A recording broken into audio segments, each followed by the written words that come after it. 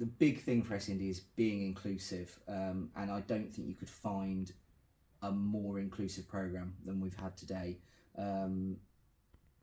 For a student like that who, you know, with dyslexia maybe, or autism and that, or ADHD, to actually be able to be physical, to not have to sit and read a giant piece of paper and find out the key points, to just be able to be it, do it, live it, and get that kinetic feedback from every part of it, being able to actually feel what it is like to march with all this armour on, to be able to put themselves in the shoes of a young Roman who's been sent off to train as a soldier, to kind of get that feeling and see someone who is fully enrolled the whole day and just makes it so real for them. That just kind of lights them up. You can see them just buzzing from it, and the excitement that builds, and that just runs through them. It's just brilliant, because it doesn't shy away from anyone. There's not a single child who couldn't get involved with today, and that is just perfect.